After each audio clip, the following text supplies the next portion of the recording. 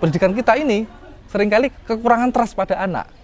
Anak dianggap tidak bisa apa-apa.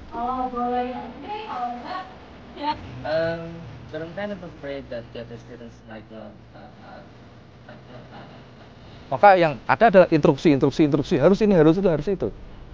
Kami sampai di sini berdialog, kasih trust. Ketika mereka dikasih trust, maka kepercayaan dirinya muncul. Keberanian dia untuk menentukan sikap dan berpikirnya itu muncul. Jadi proses membangun kemandirian bersikap dan berpikir itu adalah basicnya adalah trust.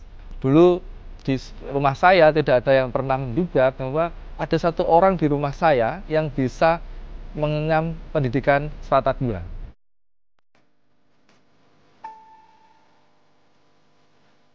Perkenalkan, saya Ubaidillah Fatawi, saya biasa dipanggil Ubed. Saya tumbuh di sebuah desa kecil di pinggiran Salatiga. Di sana ayah saya sehari-hari sebagai guru honorer, ibu saya perlu berdagang di pasar setiap hari. Kemudian jika sore hari ayah saya dan ibu saya mengajari anak-anak kecil dan juga orang tua di desa untuk mengaji. Dan mungkin itu mematik kecintaan saya terhadap pendidikan.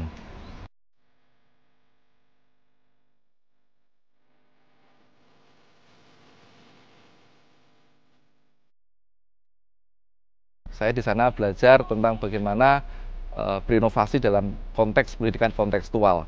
Saya juga memberikan pelatihan-pelatihan terkait bagaimana membangun satu komunitas atau ekosistem pendidikan yang membebaskan bagi anak atau memerdekakan anak.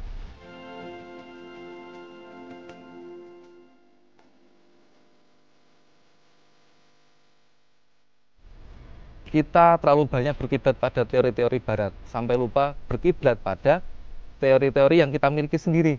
Ada Ki Hajar Dewantara misalnya. Ki Hajar itu punya sistem namanya sistem Among. Juga tripusat pendidikan. Itu yang harusnya kita gali lagi. Tentang bagaimana tentang kemerdekaan anak. Pak Among itu kan sebenarnya konsep guru sebagai fasilitator, bukan sebagai diktator. Nah, gitu. Nah, saya itu mengalami selama ini itu guru itu sebagai diktator, bukan sebagai fasilitator. Nah, saya pikir kita perlu kembali lagi ke Ki Hajar Dewantara.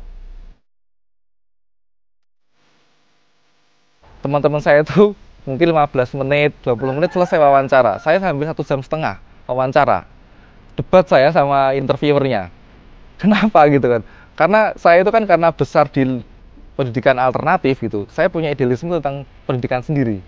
Sedangkan wawancara saya itu adalah dosen pendidikan. Maka kami berdebatlah di situ tentang bagaimana konsep pendidikan yang baik itu.